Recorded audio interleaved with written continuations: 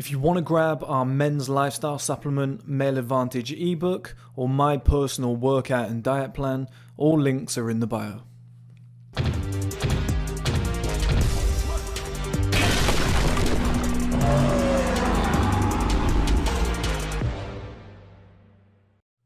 Okay guys, welcome back to another video. This is a very exciting and unique video. It's something that I actually wanted to make a long time ago, I just never got around to it.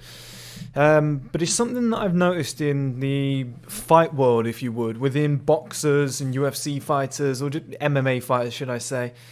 But it's very interesting because it's strange to think that people who get punched in the face for a living are good looking. You know, when you actually think about what we see on TV, you know, maybe in a cartoon, something like what they call a caricature, which is like, you know, when somebody does a cartoon, for example, I've got quite big ears. If somebody drew a cartoon of me, they make the ears like that big. It's like an over-exaggeration of something that's there. So if you were to do a caricature of a fighter and what they would look like, most people have like bent nose, ugly, teeth missing, right? It's like some typical thing, some big blumbering idiot. But if you actually look at the majority of boxers and MMA fighters, you know, on the whole, they're quite a handsome fucking bunch, right? And it doesn't really make sense. Like I said, they get punched in the face for a living. How are you good looking? And so, how can I say this? Percentages wise, it's like 1 in 3 is really good looking. And then 1 in like 10 has, or probably like 1 in 20 has like elite level, close to model level looks. As in, like high cheekbones, really hard to find. Like high and wide cheekbones, really, really tough to find in the world. Hollow cheeks, really hard to find. A wide jaw and a good jawline, again, really hard to find somebody who's got like an elite version of them. Somebody who's got the whole combination.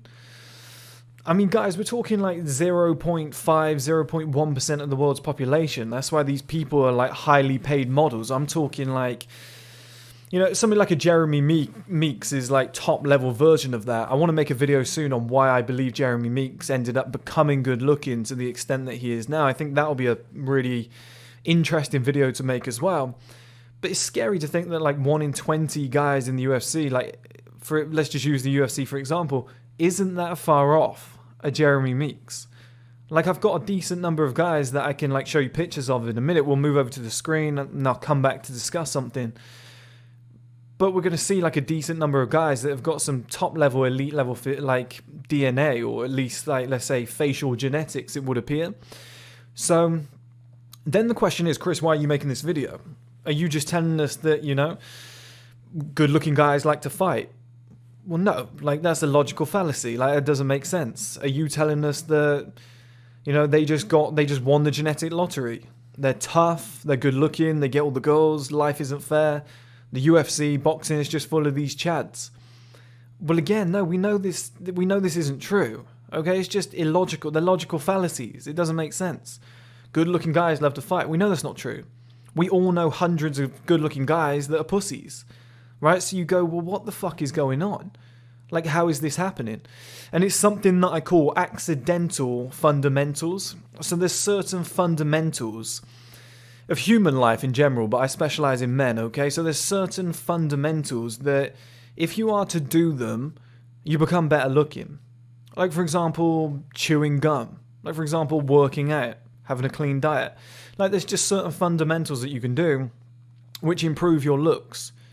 And, you know, fighters in general, sports people, you know, so to speak, but fighters in general kind of accidentally do these things. And then UFC fighters or MMA fighters, but I'm focusing on UFC fighters here, they do them to like the next level.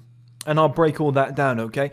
So we're going to move over to the screen now. I'm going to show you some examples so you know what I'm talking about. And you'll look and be like, yeah, this is weird. These guys get punched in the face for a living, but they're well above average. And I was going to make this video originally saying UFC fighters are the perfect example of the male advantage. But a lot of people don't know what the male advantage is. And I want more and more guys to watch videos like this so that they believe life gets better as you get older. But you can really see that like a lot of these good looking guys are in their like late 30s, early 40s. It's like the male body gets better with age if you do either these accidental fundamentals, or even better, you do these fundamentals on purpose. So we're going to move over to the screen now. I'm going to break down a lot more of this. There'll be a lot more clarity. I'm going to break down some normal examples, a few elite model face examples, which out of a small roster of men, you're like, how the fuck is there even like, you know, I haven't looked at every fighter, but I'm sure there's like 10 to 15 guys with elite level model faces. You wouldn't get that on the street. It's insane. I've managed to find like 5 or 6, at least like 3 that are definites, 4 that are definites. And again, that's just crazy. Then we're going to move on to the reasons why. I'm going to break down what those accidental fundamentals are so that you can do them in your own life, and how important they are to male life, and how that adds up to the male advantage as you get older, you get better with age. Got some great examples of that too. And then we're going to move back to the screen and we're going to look at our the final point on that list for reasons why. Which I won't tell you what it is yet, but we're going to look at why this is so apparent. And it's something that I've always known about, but after seeing these before and after pictures, it's really blown my mind, and you guys are going to enjoy this. So let's move over to the screen, okay? Okay guys, so here we are. We're looking at all these images that I collected earlier. A bunch of, not random images, but a whole big selection of them. And we're going to start off with Michael Bisping, okay?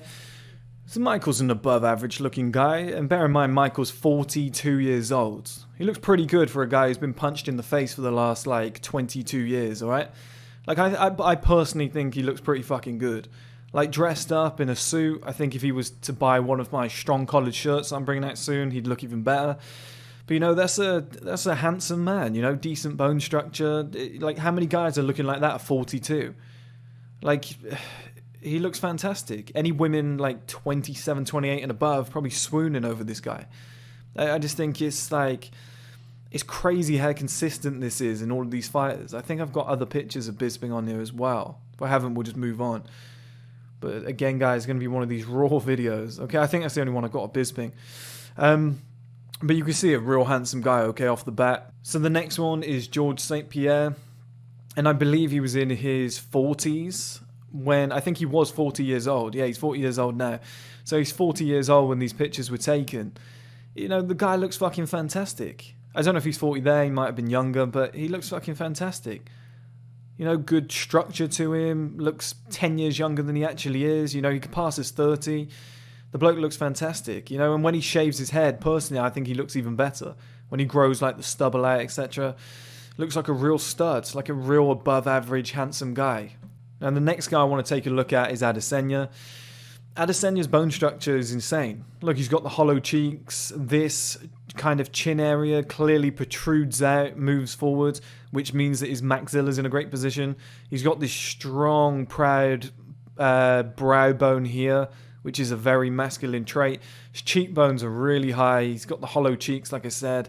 Decent jawline, strong neck. Like that's a well above average handsome guy. Like that's a fantastic facial structure.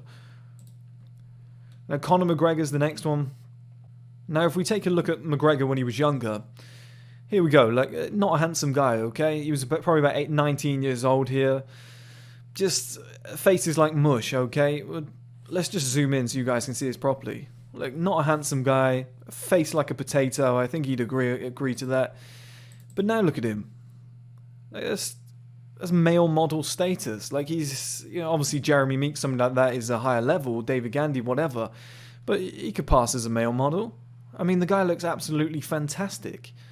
Like compare that to, like I said, what we just saw just now. That's a different human being. And bear in mind, McGregor is now 33 years old. And on top of that, Adesanya's 32 years old. So these guys are moving in, like, so if he was 19 there, when everybody thinks, okay, that's when you're in your prime, when you're 19, that's when girls want you, they want young men. Oh, really, guys? Because McGregor is 33 years old. Well, not in this picture, I think he's about 31, 32. But considering he looks 10 times better in his 30s than he did in his 20s, it's pretty crazy. And like I said, we'll break down the fundamentals in a minute, and you guys will start seeing why all of this actually makes sense, okay? Now, the next one, guys, is Tyron Woodley. Okay, now Tyron Woodley's in fantastic shape. The guy's jacked as fuck. He's a welterweight. He looks fantastic. But that's an above average guy. Again, like fantastic skin. Bone structure's pretty good. You know, healthy beard, in great shape, strong neck, strong traps. Like, this guy looks great. Like, this is a guy who's stealing your girlfriend. Do you know what I mean? Like, a real handsome guy. And at the time, he's 39 now. At the time, he was like 35, 36 years old here. And this is a time when most guys are like, oh my, like I always hear when I'm 30 years old, or when you're 30 years old, you get the back pain, you start to slow down, and you can't burn body fat like you used to. Number one, granted, a lot of these guys are on TRT and all sorts of substances, but at the same time, like, there's got to be some naturals in there. They're getting tested very heavily. The UFC is probably the best in the world for like actually testing for performance enhancing drugs, and a lot of these guys are just hard working. You know, they just put so much work in. They're training like 8 hours a day. Like, all of their workouts are full body because you have to have strong legs. You have to have a strong upper body. You have to be flexible on top of that. Like, they're doing all sorts of different types of training. And it's one of the reasons why they're so good looking as well, but that's not actually on my list. But you just think Tyron Woodley, a massively handsome guy, like well above average facial features, his body's well above average, like elite level. The guy looks fantastic, okay? And like I said, he still looks like this now, if not better, because he's probably not butchering his body every like 6 months for a fight, and the guy's like 39 years old. Now, Masvidal is another guy that goes like absolutely go crazy over. Like, I don't think he's typically handsome, but because he's in such fantastic shape, he's, you know, and there's other things that I'll get to in a minute with the fundamentals, but he's doing these accidental fundamentals, if you would, and you know, he's considered a really handsome guy. I think I've got another picture of him here. There we go. You know, that's like something like a Fabio that you'd see in a fucking film. Do you know what I mean? Like, it's weird that there's so many good-looking guys in one roster. Like, it just doesn't make sense, right, guys? Like, if you were to go and grab, because that's what they are, they're just random guys who learned to fight. It doesn't make sense. Like, they didn't sign up because they're good-looking. This isn't the WWE, you know, who would actually sign somebody because they're handsome. This is just who's the toughest, who's winning the most fights.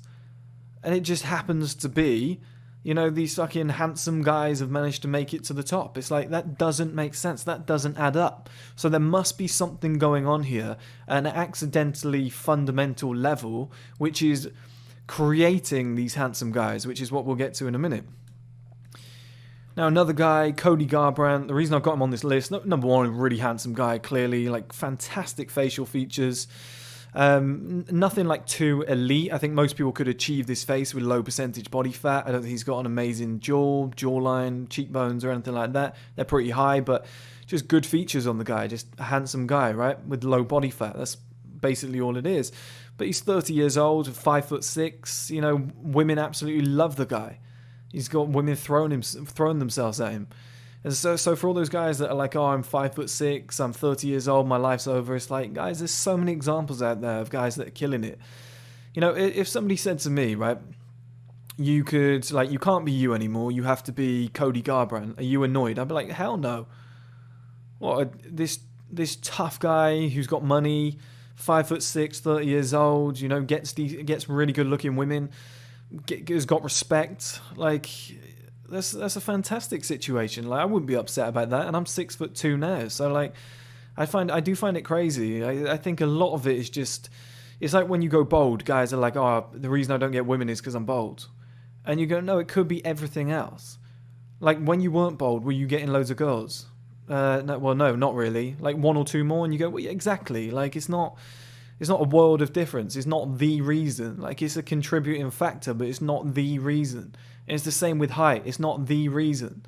But if you single it out and you try and make it something like more of something than what it actually is, then it creates problems. But if you make the best of yourself, like Cody has, turned himself into a super handsome guy, you know, and all the fundamentals that I'll go through in a minute, you know, life can turn around. It's fantastic. Now we're going to get to elite level faces now. Guys that I think could possibly pass as models. Now, the first one I want to start with is Darren Till. Okay, Darren Till's face is pretty ridiculous, to be fair. Now, it's not actually a great photo of him. I've just grabbed a random one. But, you know, he's got certain photos when he's, like, ready to fight. He's at his lowest percentage body fat. And he's just got, like, the height. Like, if he wasn't getting punched in the nose, like, because obviously it's a little bit bent, he would probably be a male model.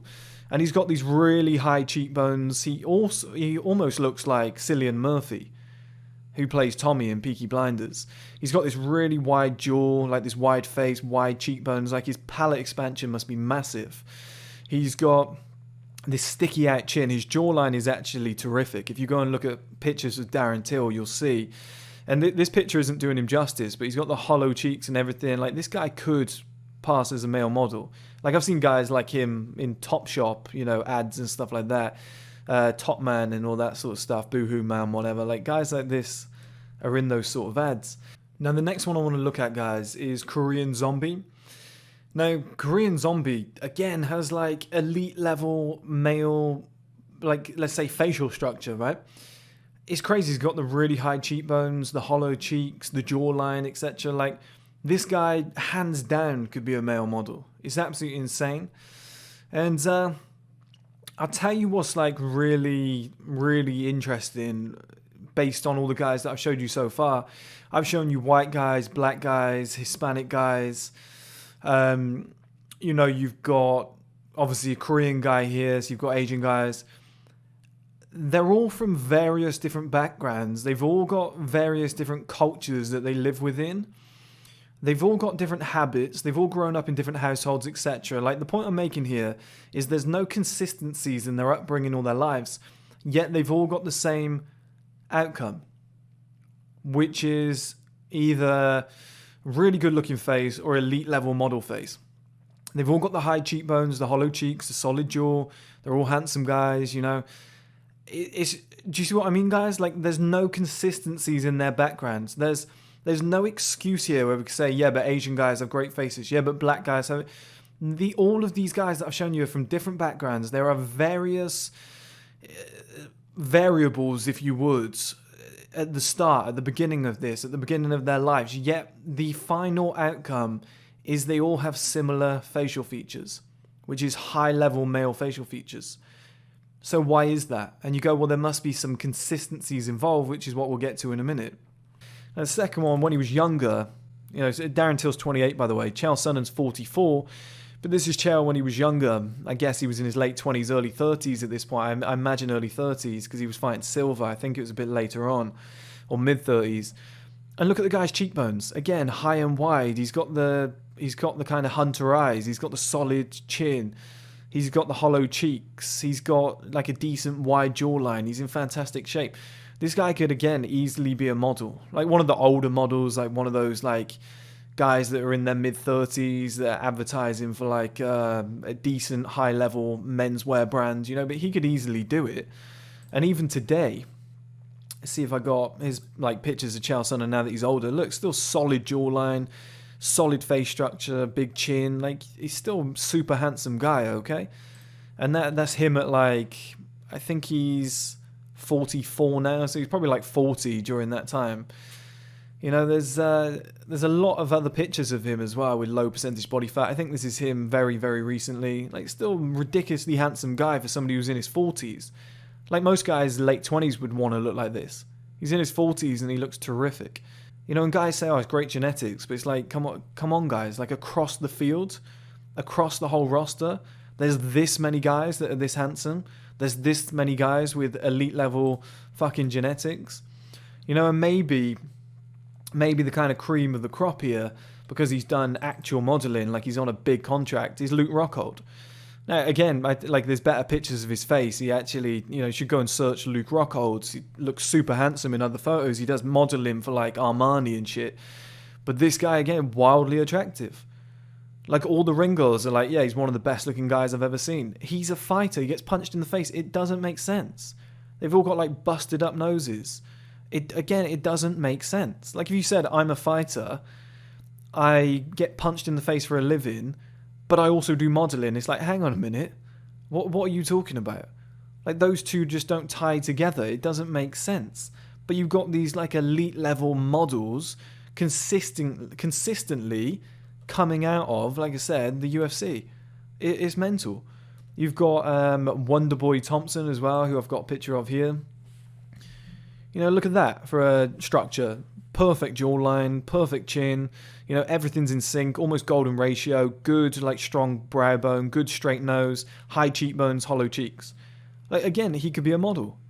Like, isn't that crazy, though, guys? Like, if you went into a random office, okay, of accountants, like, let's say there was 30 accountants in this big firm, do you really think out of 30 of those guys, like, 5 could be elite level models and, like, 15 were above level, or like, 20 were, like, handsome guys?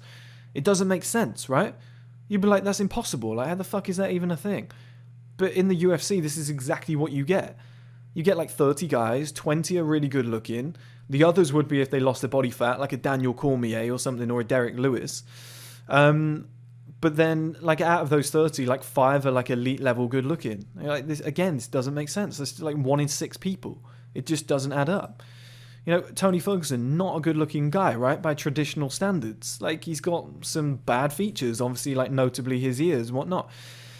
But look, he's got hollow cheeks, high cheekbones, a good, like, jaw structure. Like, it's crazy. It's just consistent across the board. Like, that cheekbone and cheek structure, hollow cheek structure, is elite level model. Because it just doesn't make sense for, like, a UFC fighter to have that again. But it's consistent across the board. Now, again, if we revert back, McGregor, I think McGregor could be a model, the way he looks. I think, again, he could pass. So we've got 1, 2, 3, 4, 5, 6. So Tony Ferguson I would remove, even though he's got elite model features. So I'm saying there's 6 guys that I've managed to find in like 20 minutes of doing research on this that have model-like features, and 5 of them who have either done modeling or should be models. That's mental, guys. I've only got like 14 guys on my fucking list. And you're telling me out of those 14, like 5 or 6 of them have got elite level model features or have done modeling. That's insane. And I'm sure people like Adesanya have done modeling. I'm sure Woodley's done modeling. I'm sure Garbrandt has done modeling, but for like other things. But I'm talking with the elite level features. It's like 50% of them are just like stupidly above average in terms of looks. It's crazy, right, guys? Okay, guys, and now that we've seen those examples, I've got some explaining to do or some breaking down to do as to why. This is when we enter kind of the first man side of things, when I can actually educate people on these things. But number one of the accidental kind of fundamentals is, number one, obviously low body fat. Like, a lot of these guys are normally, like, it's very rare that a fighter fluctuates, like a Ricky Hatton or a Tyson Fury, okay, who like fluctuate in weight between fights. I think Amir Khan used to put on a fair bit as well. I remember Mayweather said to him, like, or Mayweather's trainers were like, what the hell are you doing? You're not training in between fights. So there's very few that actually do it. But most of these top level guys, they stay relatively, like, they might go up to like 14% body fat, cut that down to like 7-8% for a weigh-in, and then by the time they're fighting, they're like 10-11% body fat, 12% body fat, full performance. So if the average guy has like 21% body fat and these guys are rocking around in between, like, you know, obviously like something that's sustainable, not just for the weigh-in, even though that makes them look really handsome, that's when they get a lot of pictures in, but they're rocking around at like 10-14% body fat on a daily basis, well, they're going to be above average good looking. They're going to look better than the average person because they're training to look good. Well, they're training to perform, but as a byproduct of that, you end up looking good, okay, with the low percentage body fat. So that's the most obvious one and the easiest way that you can do it. Now, number two, and obviously as they get older, like how many guys are in, like, put it this way, this is probably a point on its own, but once you've done training, once you're in like a pattern and you know how to train properly and you continue doing that training, and once you've retired, which they will, they'll stay active, they'll be in and out of the gym, it's their passion, they love it. If you've done it all your life, it's hard to give up, okay? But if you do that into your 30s and 40s, and the average guy is 21% body fat, but when you say average guy, like, I'm taking into account 18-year-olds, 19-year-olds, 20-year-olds who are dragging that percentage down, but the average guy in their 30s and 40s and like even 50s, I mean, they're way higher. Their average body fat percentage is probably like mid to high 20s. So if you're a guy like a Chael Sonnen who's 44 years old, or I think he's 44. Where is he? Where are you, Chael? 44 years old. And he's rocking around at like 14% body fat, you know, something around that range. Well, he's going to look fucking fantastic at 40 years old, isn't he, at 44 years old? Because the average guy at his age looks like shit. You know, so it makes a massive difference because that gap gets even bigger. Now, like I said, any woman over 28 is just swooning over you. They're like, he's unbelievable because you're a rare breed. And they're not interested in the younger guys because they're not man enough for that woman. So it's just like, that's why these guys just go elite. The next point on this list is clean diet and, their alcohol intake. Now, clean diet is a must. Now, they don't do it all the time. As soon as they've finished, their fight, they go, okay, I'm going to relax my diet a little bit. But a lot of them don't go crazy. A lot of them still stay within a certain guideline, or they're training so much they can balance it out. But most of these guys are keeping a relatively clean diet. At least the top level guys, put it this way, if you're getting to the UFC, you're a top level guy.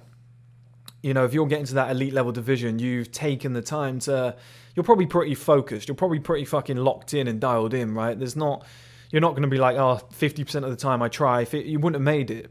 So most of these guys are dialed in diet-wise. Alcohol, same story. I'm sure these guys do drink. I'm sure like we see Tyson Fury, obviously he doesn't look too great. But as soon as the fight's over, he's like drinking. McGregor does it too as well. But it's not a consistent thing for a lot of these guys. McGregor's changed now with his whiskey. But when he was dialed in, he might have I finish the fight, I go and have a couple glasses of whiskey, have a good time. Maybe I do it for 2-3 days, meet up with my mates in my local town. A week later, bang, they're back at it. It's what they do 99% of the time. And they're not drinking alcohol like the average guy on the street. It makes a massive difference. You've got a clean diet and you're not consuming alcohol like the average bum. It can change your life, guys, okay? 2-3 years without alcohol and consistently in the gym, you'll look like a different man. And that's what a lot of these guys are doing. Like I said, they're accidental fundamentals. They'd probably like to, but they're not drinking alcohol because they're like, I want to be good looking. They're not drinking it because they know it fucks up their performance. But as a byproduct, it makes them good looking. This is why I call it accidental fundamentals.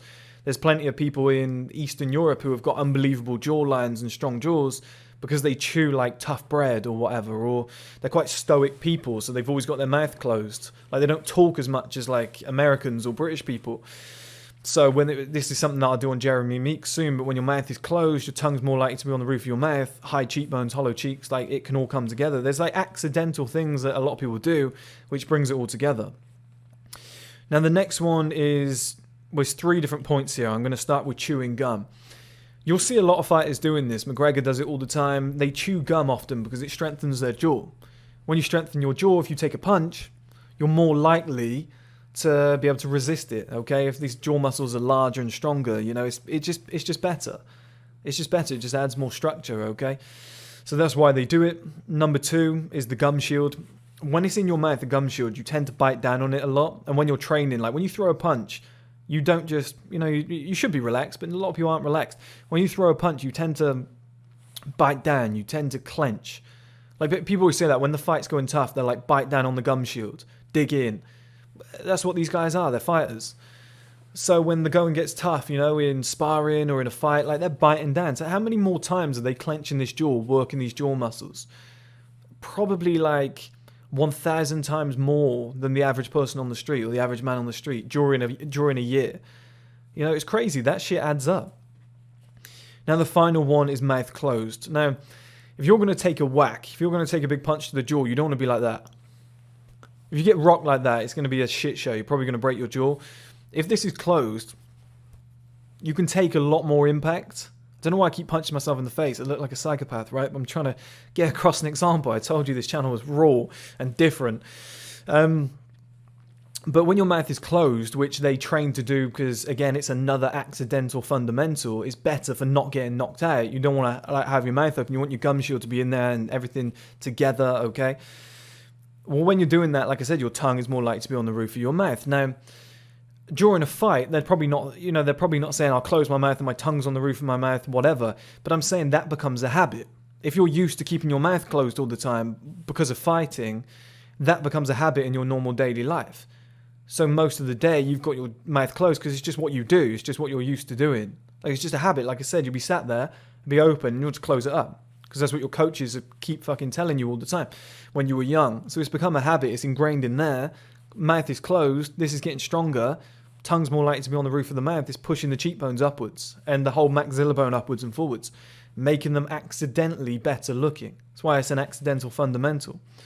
Now, the next one is weight training, wrestling, clinching especially. But one thing I want to highlight is I think there's a distinct difference between UFC, MMA fighters and boxers, but let's use UFC fighters because people really, they're more famous. People know who they are, right? So UFC fighters and boxers, I think there's a distinct difference. Now, you've got an Anthony Joshua who lifts weights.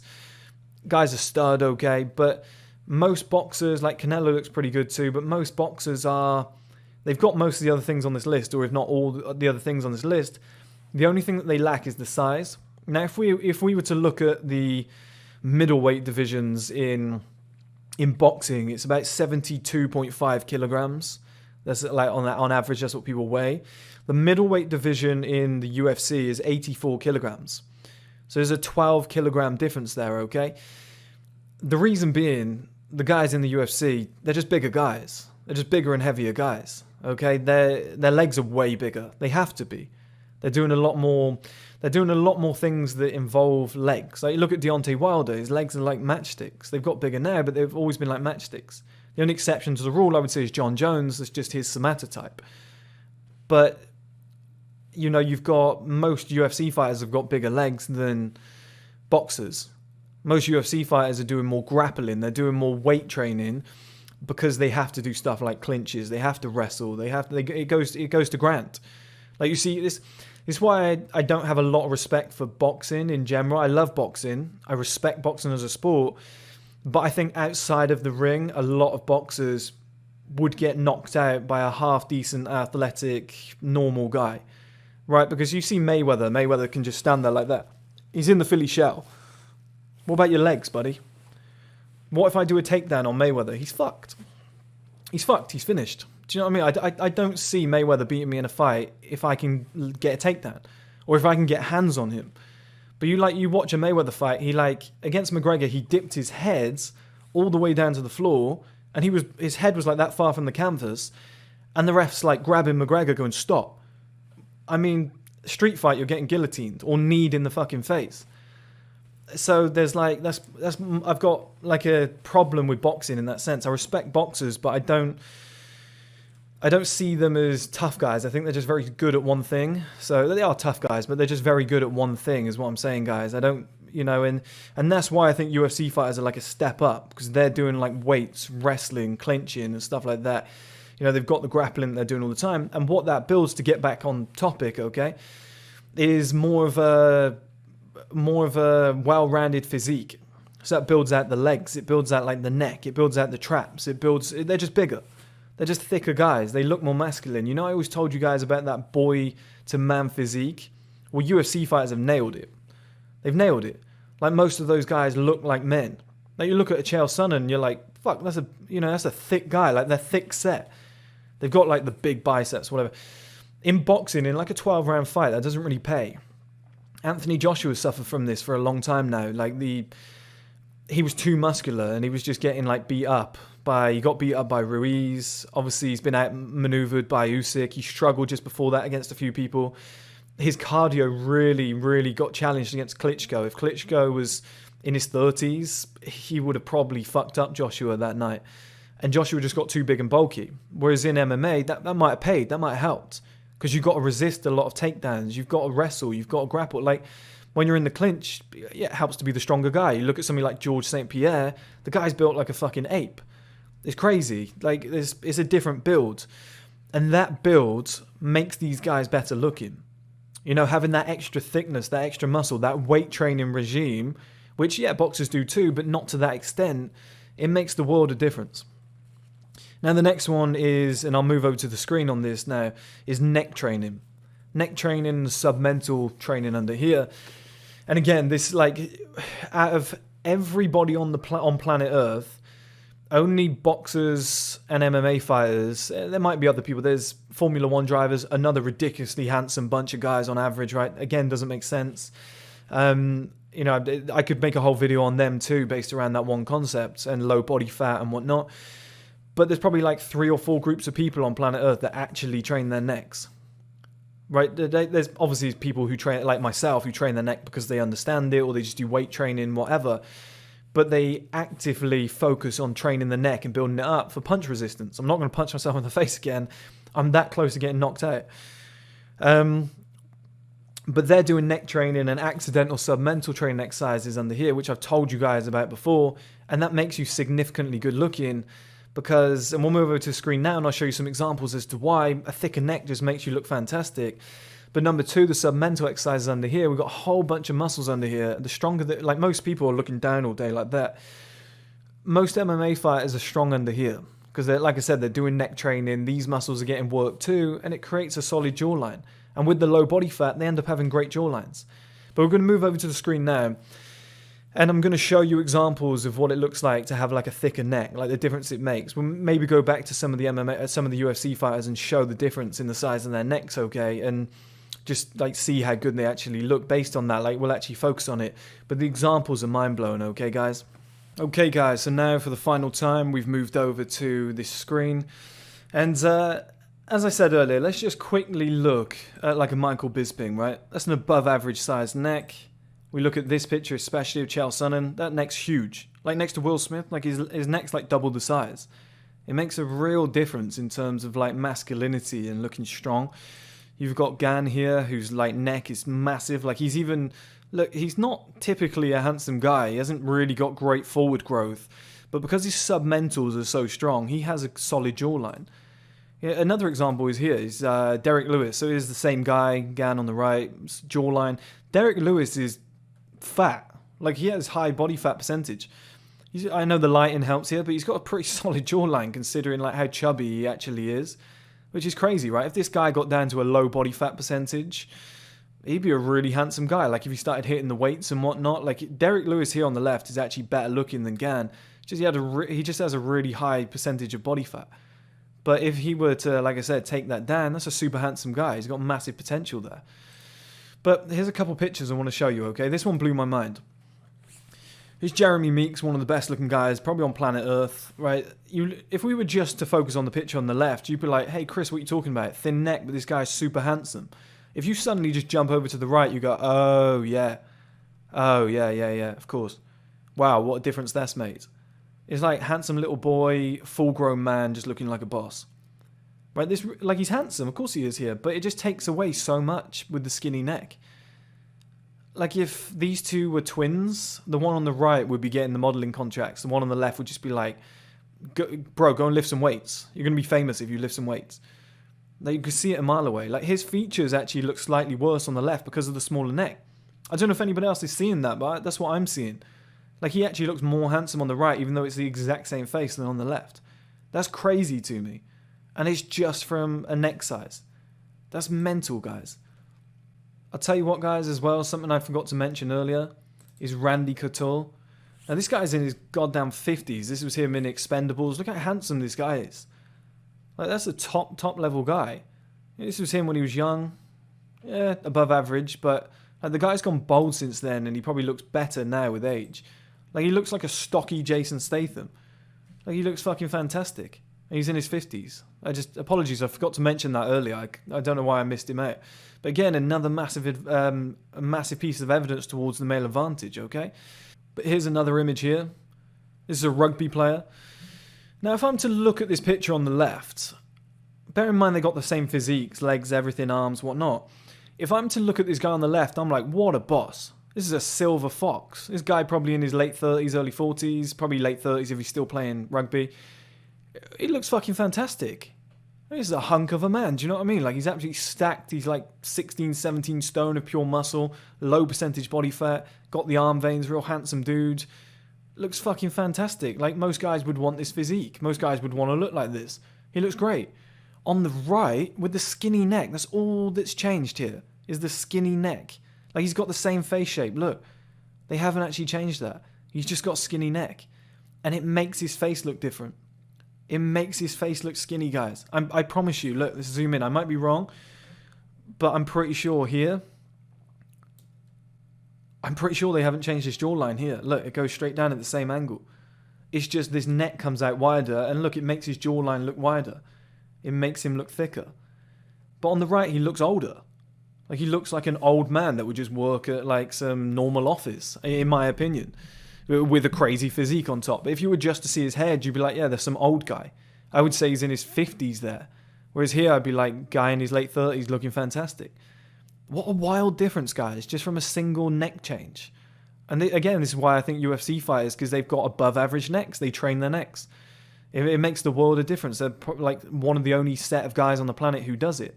Now, again, boxers do it, Formula One drivers do it, but MMA fighters lift weights too. Like, they're supposed to be bigger, is what I'm trying to say. Like, they're designed to be bigger and stronger. If the middleweight weight class is 84 kilograms, that's a big guy. You know, if most of those guys in that weight class are like 5'10" to 6 foot, well, that's fucking huge. That's a really big guy if you've got low percentage body fat. Doesn't make sense for a Formula One driver to be heavier. Doesn't make sense for a boxer to be heavier. They're going 12 rounds. MMA fighters, 3 to 5 rounds. You know, it really does make sense to pack on the extra mass and be strong so that you can resist the takedowns, the grapples, etc. You don't have that muscle strength, endurance, and resistance. Like, it pays, and that's evident in like pictures like this with the stronger neck. Like, it makes a difference. That's why boxers are good-looking guys. But MMA fighters, UFC fighters are a step up. This is almost like a boxer if he was a bit skinnier. And that's like the MMA UFC fighter. Now, this final one blew my mind because we've been going one way with this, which is what if a guy had a skinny neck? But what if we've got a guy with a skinny neck and we add a solid neck to it? So we've got Obama here. I think everyone believes that Obama's a handsome guy. I certainly do. On the left, I think his normal form, he's, you know, a real handsome guy. I can't remember how old he is. I think late 40s, early 50s now, surely, right? And, he's got some grey hairs, not exactly the best fucking trim in the world. Like, well known for his big ears, like, nice smile on him, great features, you know, decent bone structure. But, you know, he's just some handsome kind of business guy, some handsome political guy. He's nothing top level. We go over to the right, though, guys, and we're looking at Dwayne "The Rock" Johnson. Like, what a fucking difference. Just the neck. It's the same face. I assure you, they haven't done anything to the face. But the neck, like, guys, look, the neck makes the face look thicker. His face looks wider because his neck is big. His jaw looks wider because his neck is big. His chin looks wider because his neck is big. That's insane. Like, honestly, if he was running for president looking like this, I honestly think even the KKK would have voted for this guy. Like, Jesus Christ, like, he looks fucking fantastic. Like, look at him. That's an absolute stud of a guy in his like late 40s, early 50s, I'm assuming. They're like, yeah, handsome guy, political, but that makes such a difference. Like, the neck training, guys, is so underrated. Submental exercises and training your neck. Besides low body fat percentage, you know, and lifting heavy weights, I honestly think training your neck and your submentals is like the third most important thing a man can do in life. You know, but finances as well. Like, get your finances up. But it's like top 4. But it never gets spoken about. Isn't that mental? Like, it makes the world of difference to your face. But anyway, guys, I hope you enjoyed the video. I really enjoyed making this, looking into it and researching it. I think it's really eye-opening, like, as how a bunch of guys who get punched in the face, who get beat up for a living, you know, 1 in 6 is like a fucking male model. That's crazy numbers. So you think, well, there's definitely something going on there. There's definitely something to pay attention to.